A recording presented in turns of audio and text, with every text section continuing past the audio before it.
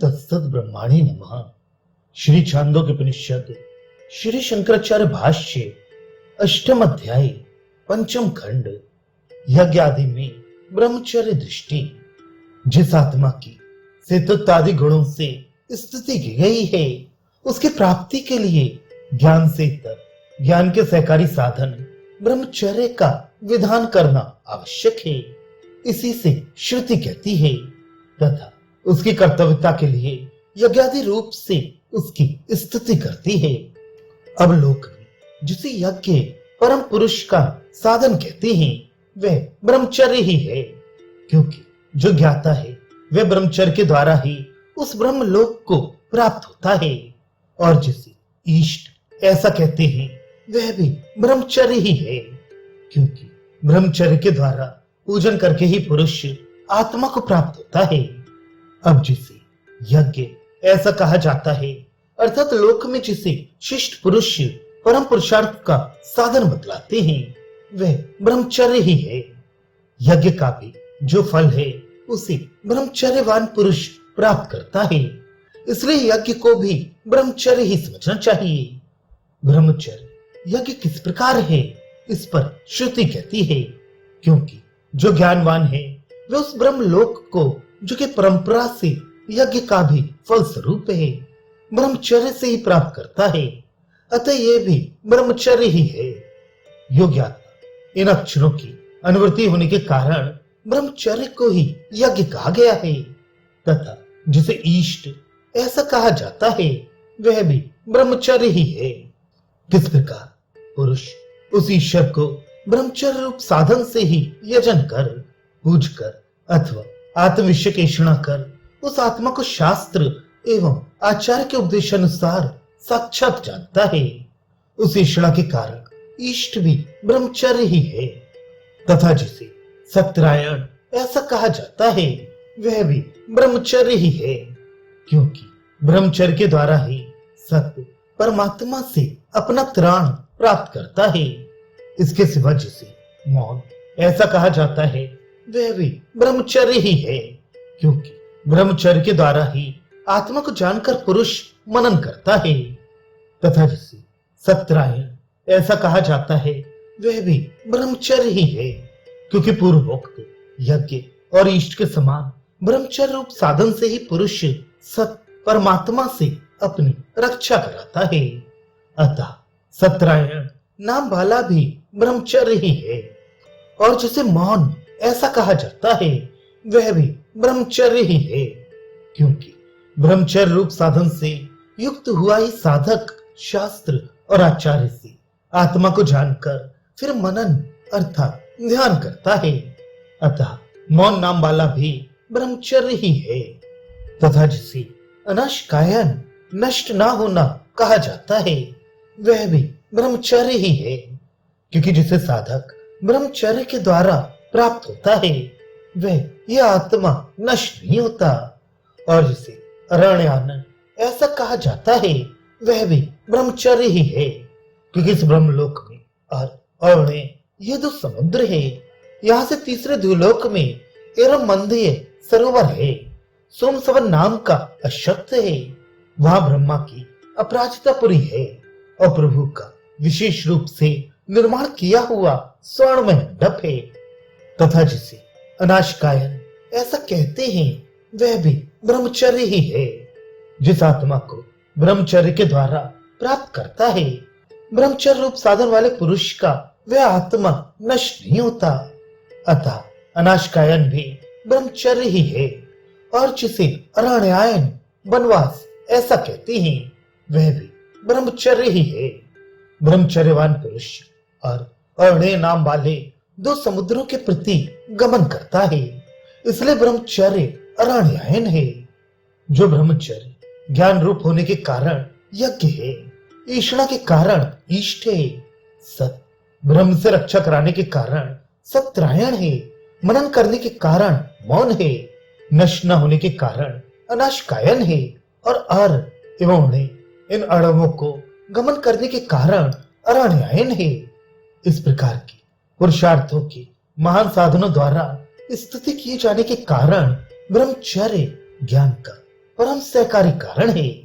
अतः तात्पर्य यह है कि ब्रह्मवेत्ता को इसकी यत्न पूर्वक रक्षा करनी चाहिए। वहां उस ब्रह्मलोक में तीसरे अर्थात इस लोक से आरंभ करने पर भूलोक और अंतरिक्ष की अपेक्षा तीसरे धूलोक में प्रसिद्ध और अरुणे ये दो समुद्र अथवा समुद्र के समान दो सरोवर हैं तथा वहीं पर एरा अन्न को कहते हैं। तन्मय एर अर्थात मंड उससे भरा मध्य अपना उपयोग करने वालों को मद उत्पन्न करने वाला अर्थात हर्षोत्पादक सरोवर है। वही सोम सवन नाम वाला अश्वत्थ वृक्ष है अथवा सोम अमृत को कहते हैं। उसका निस्सृवण करने वाला अमृतस्रावी वृक्ष है।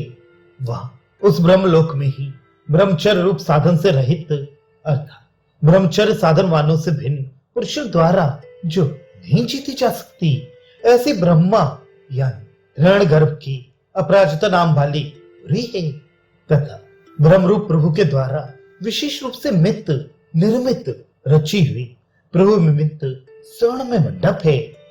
उस ब्रह्मलोक में जो लोग ब्रह्मचर्य के द्वारा इन और दोनों समुद्रों को प्राप्त करते हैं उन्हीं को इस ब्रह्मलोक की प्राप्ति होती है।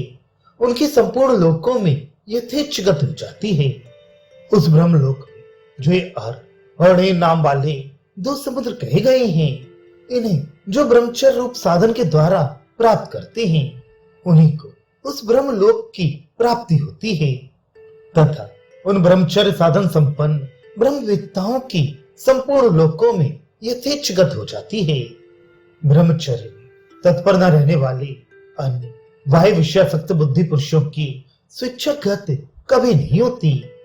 किंतु यहाँ कुछ लोगों का मत है कि जिस प्रकार तुम इंद्र हो, तुम यम हो, तुम वरुण हो इत्यादि वाक्यों से किसी परम पूजनीय पुरुष की स्तुति की जाती है उसी प्रकार ईष्ट आदि शब्दों से केवल स्त्री आदि विषय संबंधी तृष्णा की निवृत्ति हो स्तुति योग्य नहीं है।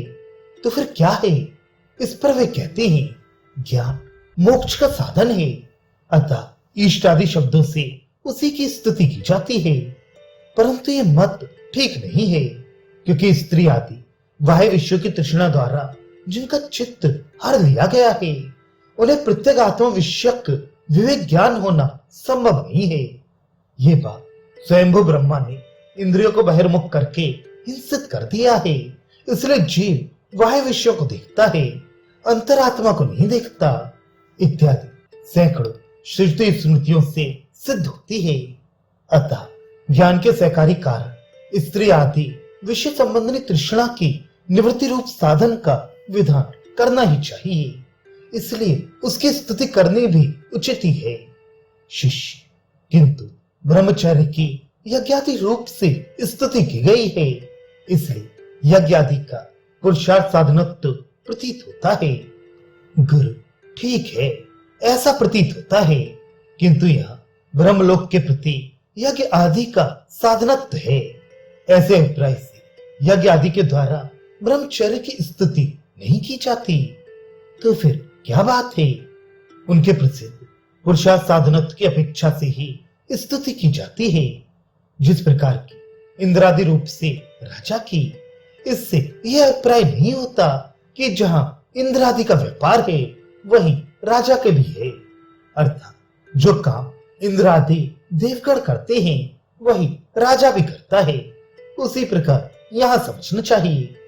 भला सोचो तो ये जो ब्रह्मलोक संबंधी समुद्र आदि और संकल्प जनित पृथ्वीलोक आदि के भोग हैं वे जैसे कि इस लोक में समुद्र वृक्ष पुरी और स्वर्ण में मंडप देखे जाते हैं उन्हीं के समान पृथ्वी और जल के विकार हैं अथवा केवल मानसिक प्रतीत मात्र हैं। शिष्य यदि वे पृथ्वी और जल के विकार भूत स्थूल पदार्थ ही हों तो इसमें क्या आपत्ति है? गुरु उनका हृदयाकाश में स्थित होना संभव नहीं है तथा पुराण में यह कहा गया है कि ब्रह्मलोक में जो शरीर आदि हैं वे मनोमय हैं। इस वाक्य से विरोध आएगा तथा शोक रहित है शीत स्पर्श रहित है इत्यादि श्रुतियों से भी विरोध होगा। शिष्य किंतु उन्हें मानसिक मानने पर भी समुद्र, नदियां, सरोवर, वापी, कूप, यज्ञ, वेद और मंत्र आदि मूर्तिमान होकर ब्रह्मा के समीप उपस्थित रहते हैं। ऐसे अर्थ वाली पुराण स्मृति से विरोध आएगा। गुरु, ये बात नहीं है, क्योंकि मूर्तिमान होने पर तो उन समुद्र आदि के प्रसिद्ध रूपों का वहां गमन होना संभव नहीं है।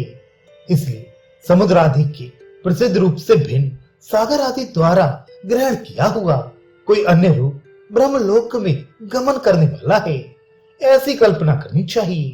तथा मनुष्य आदि के विषय में भी वैसी ही कल्पना होने के कारण जैसे प्रसिद्ध है, वैसे ही आकार वाली मानसिक पुरुष स्त्री आदि मूर्तियों की कल्पना करनी चाहिए, क्योंकि मानस देह के साथ तदन रूप ही उनका संबंध होना संभव है।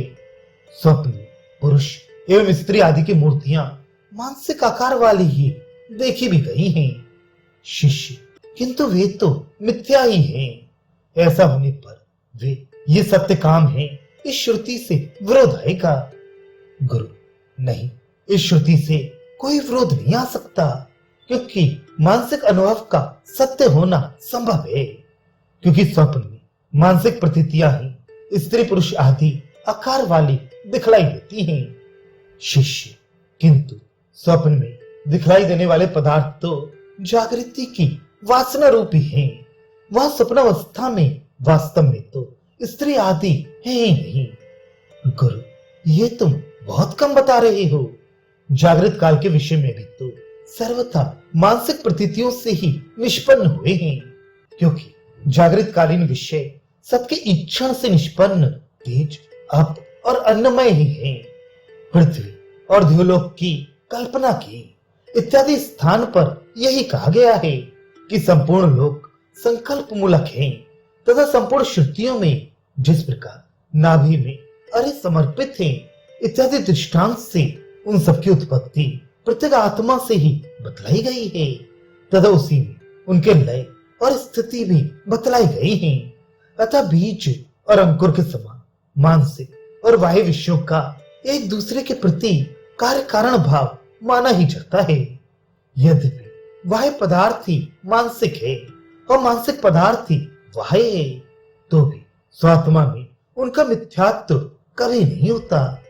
शिष्य, किंतु स्वप्न में देखे हुए विषय तो जागृत पुरुष के लिए मिथ्या हो जाते हैं। गुरु, ये ठीक है, किंतु उनका मिथ्यात्व जागृत ज्ञान की अपेक्षा से है, स्वतः नहीं है। इस प्रकार स्वप्न ज्ञान की अपेक्षा जागृत काल में देखे हुए विषयों का मिथ्यात्व है, स्वतः नहीं। संपूर्ण पदार्थों का जो विशेष आकार मात्र है वही मिथ्या ज्ञान का कारण है, क्योंकि वाणी पर अवलंबित विकार नाम मात्र और मिथ्या है। बस तीन रूप ही सत्य हैं।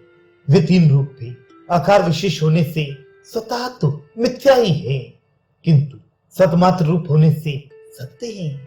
सदात्मा का साक्षात्कार होने से पूर्व तो स्वप्न दृश्य पदार्थों के समान अपने क्षेत्र में भी वे सब सत्य ही है, इसलिए किसी प्रकार का विरोध संभव नहीं है। अतः ब्रह्मलोक संबंधी अरण आदि और संकल्प जनित पितृ आदि काम मानसिक ही है।